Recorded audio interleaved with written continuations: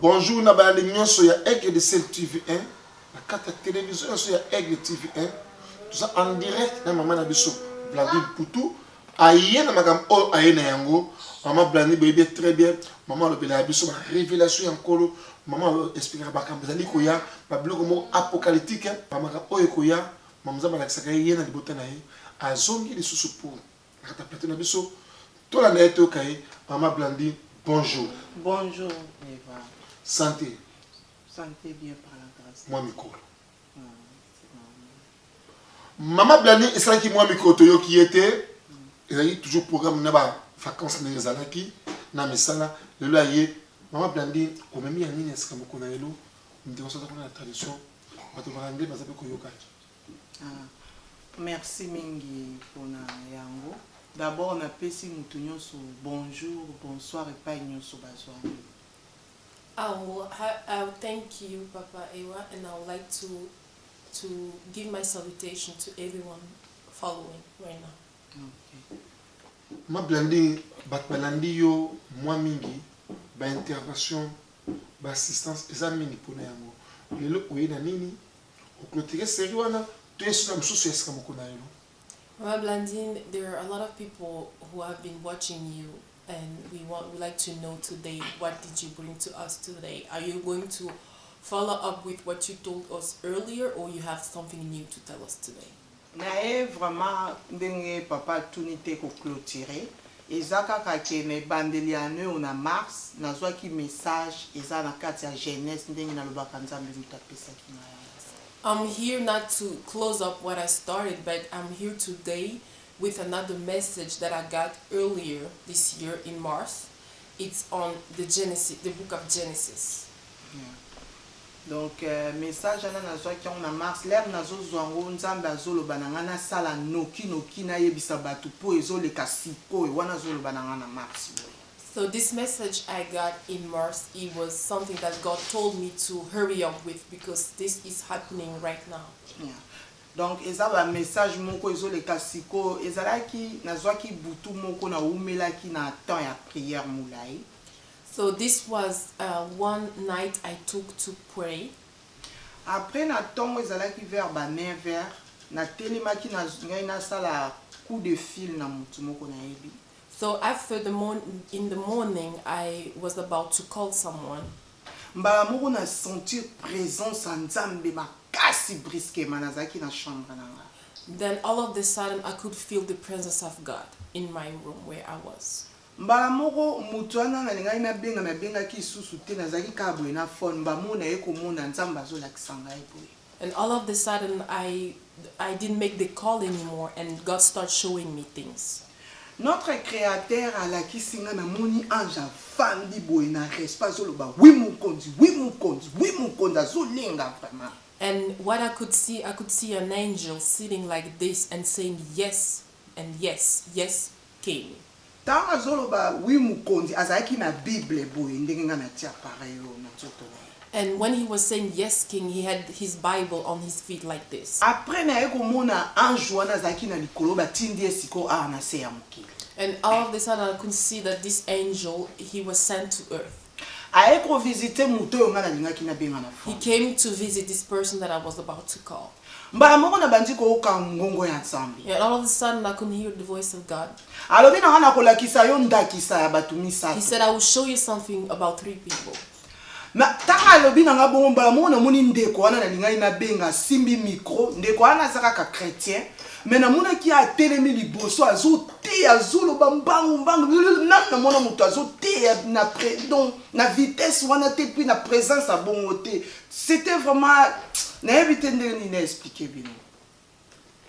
And when I could see this person, I could see that the person was standing in front of people and the person was preaching. And I have never seen this person preach like this or anybody preach like this before. Azaki koloba vitesse penga zoloba makambo Nzambe bele zo yele na mutuka ka bongo. This person was preaching the gospel like never before. Après mbala moko na eko mona lisusu bazolakisa nga na likolo ba ange. And all of a sudden I could see on heaven the other angels. alors namonaki présence ya Jésus-Christ ye moko. Now I could see the presence of Jesus Christ himself. Namoni azotala mokili na se azalaki vraiment sévère azotala ngo à la lettre. And I could see that he was looking down on earth with a strict eye. Après na ye komona balakisi ngai pont moko pont.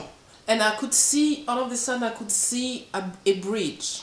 Tango namoni pont na ye komona mosali ya Nzambe moko. And when I could see this bridge, I saw one man of God. Alataki bubu moko boye ya bleu azokende na pont na sima na ye azalaki na groupe ya bato. I could see this man of God with a group of people behind him. Azalaki komema bango tant côté bango bazalaki ezalaki moi sombre mais ngambo wana mususu ko kati na po ezalaki éclairage propre ezalaki différent na côté bazalaki. And I could see that where they were walking toward to, it was bright than where they were coming from, that was dark. Tant na sisi komona bon ba ekolakisa nga susu na likolo ndenge Jésus Christ azotala na lettre donc azomona mosali ya Nzambe na makambo wana. And when I could see this, I could again see above how Jesus was looking down on this group of people. And then he said, I would do as this person is doing. And then I could see the third person. And then he was here on earth. I could see this person was at his place of work.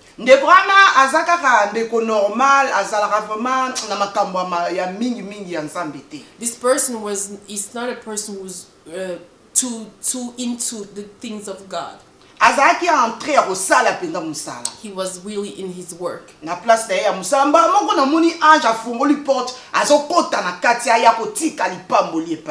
then I could see one angel that was going to this person to bring his blessings. And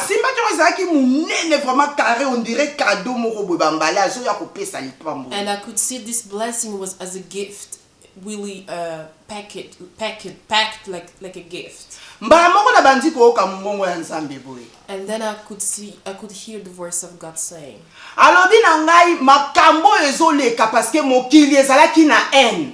he said to me, this is happening because the world was on the letter N. And then he said, and me, God, has brought this to you. I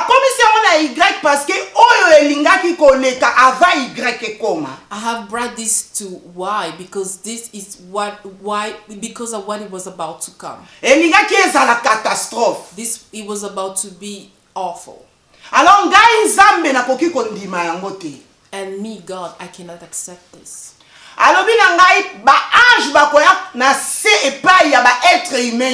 He said to me, I will send angels to every single person on earth.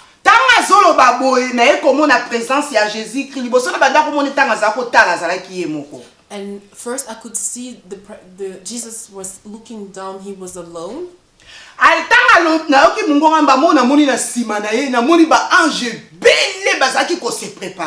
And when he said this, I said behind him there was a lot of angels who was making themselves ready for something.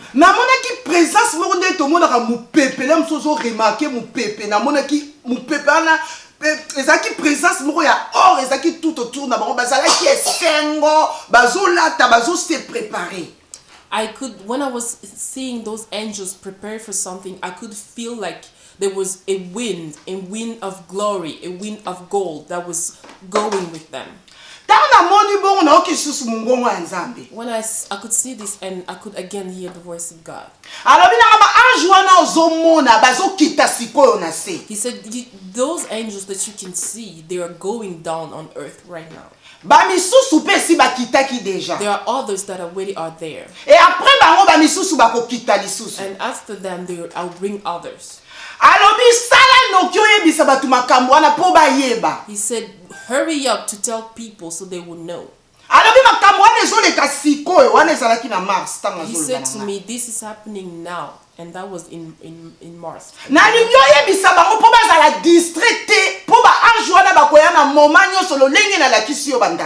want you to tell them so that they will not be distracted because of what's going to happen.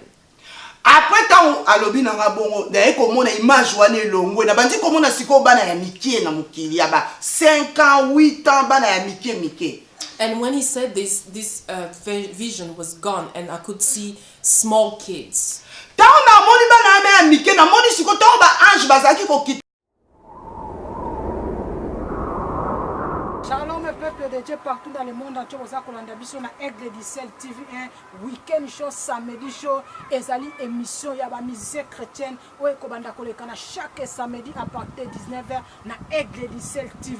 Ezali émission ya ba musiciens chrétiens adoration pe louange ba samedi show à ne pas manquer. Samedi show eye wana pona bino bo bimisa banzembo bo sala ba succès kala melelo Aigle du Ciel aiblo makamba kitoko weekend show samedi show. Contactez Aigle du Ciel pour na ba clip na yo ele kanaka chaque samedi à partir de 19h na Aigle du Ciel TV. Ezo pesa mena bobenge na ser na bino yi moko ser ritidiach asa wana pona bino émission kitoko samedi show à ne pas manquer. Tinda ba clip na yo benga pe contacter Aigle du Ciel ayeli bino makamba kitoko. Que Dieu vous bénisse. Pourtant ça ko lobalanga ba ange bazo kita na moni soki ba ange bazo kita présence na bango tango eso tout est na epa ya bana mike na moni ba démon moko ya costo baza ko longwa no nazo mona ba démon bazo longwa ba ange bazo kita bazo bima bango moko bazo longwa kati na bango na mona bango costo bazo mona vraiment beauté na ko mona elili moko ya costo ya noir eso bima kati na bana mike. And when I could see these kids, I could see that there was angels coming down, and I could see that there was devil or evil spirit coming out of the kid's body. It was as a shadow. It was coming out, and while the Holy Spirit was going down on in their body. Après ça malobi na ngalobi e komi moment ya Saint-Esprit a ko régner na mokili. And God told me it's time to bring the Holy Spirit to take over. Alobi bana mike ba kobanda koloba bazomona ba ange. He said kids will tell you that they can see angels. Alobi na mwana ya botami 2 ans to kotala na ba media koloba kombo na e Christ. He said in small kid as 2 years old, you guys will see them talking about Jesus. Alobi batoyo ba yebi ete na batoyo bazalaka ba antichrist ba kolobela kombo na ya ko apparaître pa ibazali. He said even those who doesn't know him, those people who are against God, they would talk about the king. Alobi mutu nyoso akotatola monene na mutu akokanga yango azali te. He said no one can stop this. Every single one will talk about God. Aye kolobela nga alobi tango akufaki asekwaki a récupéraki nde mokili. He said to me when he raised from death, he raised to take back earth. Yango wana mutu moko te akoki kokanga oyo koleka. And that's why no one can stop what's about to happen. Tama sili si bongo na eko yoka siko onye no moni siko bazo la kisanga mu pepe moko boye na place moko boye eza ya vide. And after this, I could see there was a lot of wind coming where this place was empty. Après na vide wana na eko mona présence ya ange moko aye azui libende lokola javelo a tubibo na katikati ya vide. And on this empty place I could see an angel coming and bringing a javelin to put down like this. Tama tubi on na eko loka bazolo bananga esika wana ezalaki cimetière esika ya bawe. And all of a sudden I could hear something was telling me that this empty place was as a cemetery. Nzamba zolo bananga ba cimetière nyoso ekomi vide. He said to me, all the cemetery are empty now. Après tant lobi na ngabo na eko mona place on est na avenue na zomona mu pepe ane so continuer et ça la kinga somo en tout cas na bimaki na chambre na kimaki. And all of a sudden when I heard this, I could feel this wind. And it was too much, and then I went out of my room. Okay. Après tant nazonga kiwana na eki ko continuer journée na après. And after this I went on with my daily things that I do usually. Après lobi nango. And the day after, Na tiaki musique ya nzambe na banda eko. I was listening to the gospels. mbala moko naoki mungongo ya nzambe azoloba na nga And I could hear the voice of God saying, alobi na nga nabondela He told me to stop praying. mbala moko namoni nzambe azolakisa ngai boye. And all of a sudden I could see God showing me. Wana televizio ezalaki anga nazomona bavision wana na pembe. I could see it beside the TV. Na ekomona nzambe azolakisa nga présence ya musicien moko tozalaki na yawa na mokili. I could see God showing me one singer that we used to know. Maza lisusu na biso te. And that is not living anymore. Namonaki présence na ya azalaki na bilamba ya pembe mais avandi place afandaki ezalaki ya kokangama. And I could see her sitting somewhere. It was closed. This place was closed. Ezalaki lokola na prison. It was as if he was in a prison. Nzambe azoloba na nga lobi nalingi likambo oyo bato nyonso oyo baza lokola yeba yango. And God told me that I want this to be known to everyone that sings. Oyo bayembaka muziki ya nzambe na mokili To mobimba. all the gospel singers. Parce que oyo azali wana namonaki alobi abandaki koyiba ye. Because this person that I could see, he said to me, was stealing him. Esalaki nga somo en tout cas na bimaki lisu na salon na kangaki télévision na kendaki na cuisine nanga. Après elekaki mwa mikolo lisusu. And after a few days again, Ezaki na asir na bakatikati ya avril boye. it was on the month of April.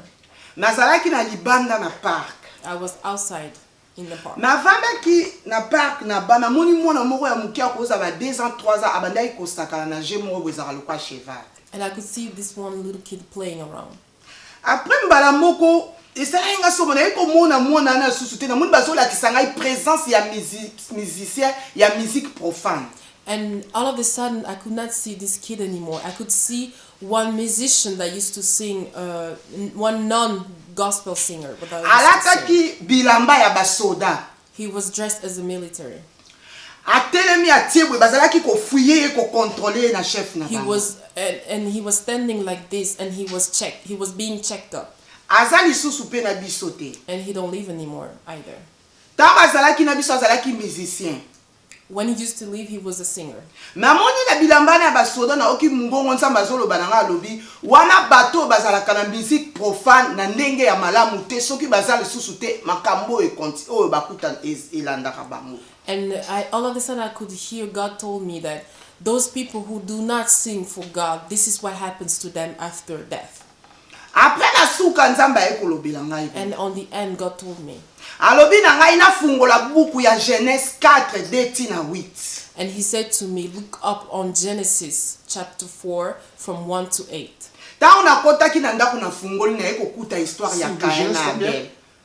Genèse 4 d 8. It was Genesis chapter 4, 1 to 8. Yeah. Ta una kotaki na ndako na fungolaki Bible na pokwa. And I went to look up this. Na kioko kuta na verset wana ezaki histoire ya Caïn na Abel. And I could read the story of Cain and Abel. Na kamwa ki penza parce que na satanta ki te ke eza makambo wana na okuta na. And this was a small surprise for me. Après message na yaki kozwa ya suka kala mingi te awa. And at the end, a last message that I got. Ezalaki na juin.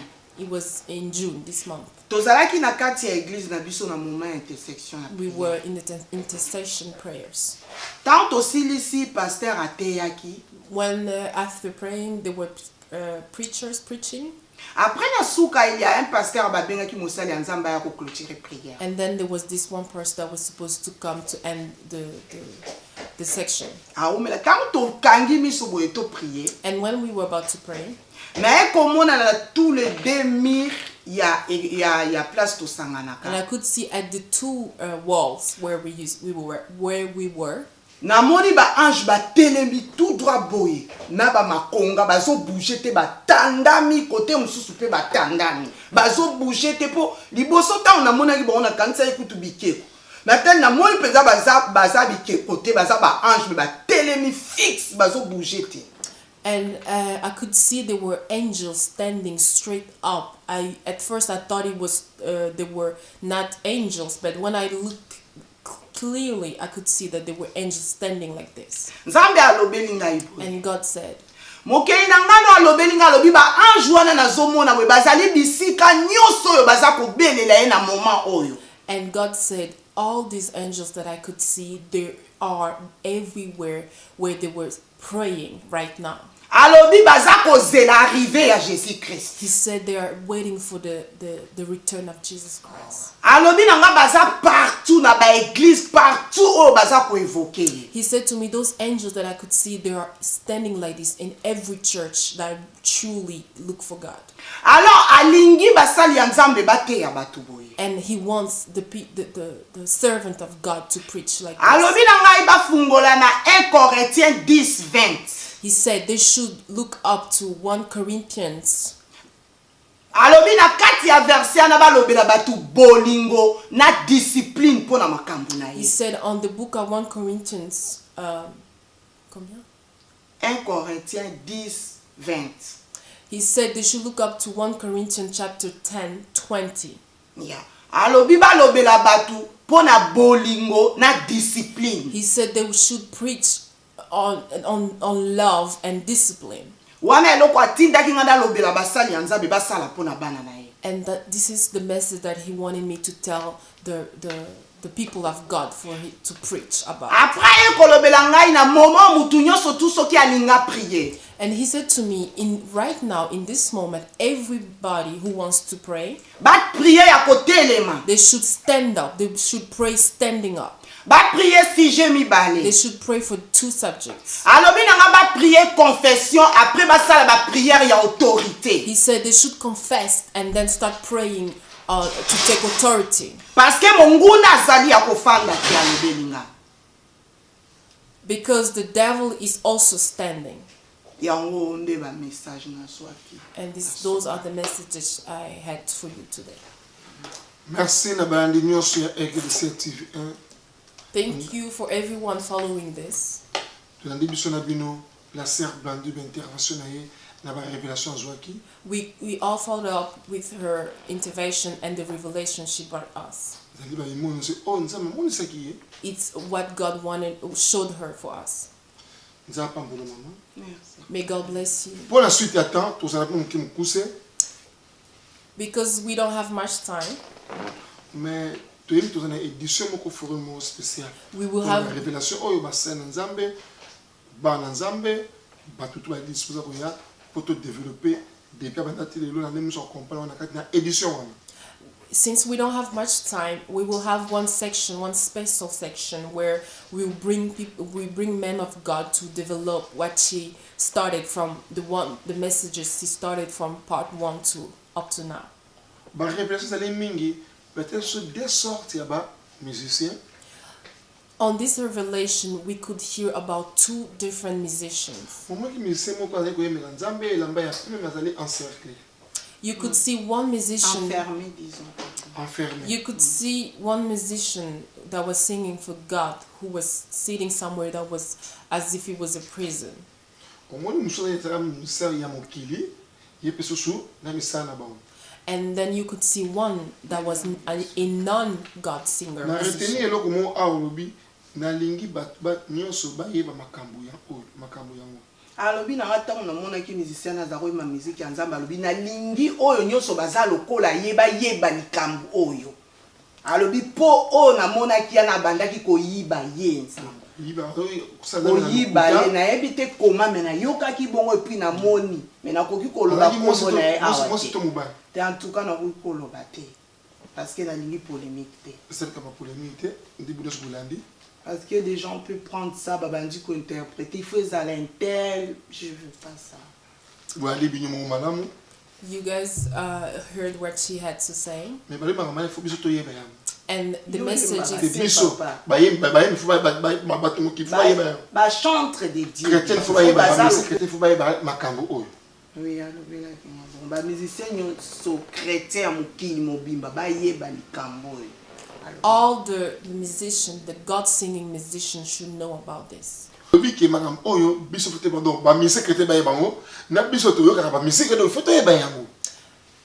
message is that all the God-singing musicians should know about this. Also, us, listening to them, should also know about this. Moi, je pense que c'est pour la musiciens chrétiens, au bassin de la soloté, les foot de Mambo, vous êtes toujours enfermés, donc c'est l'enfer. Maman, nzambe apambola yo May God bless you.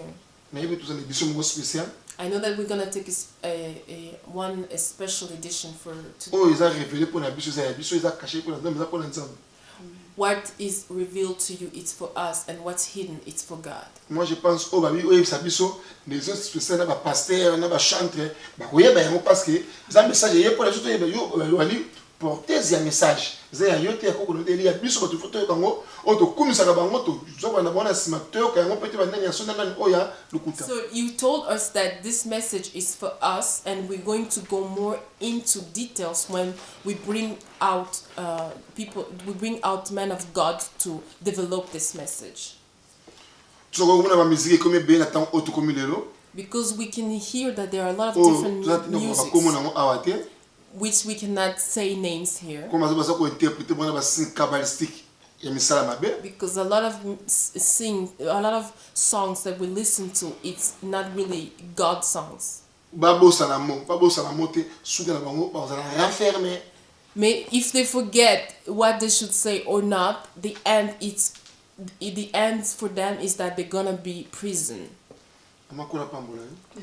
May God bless you.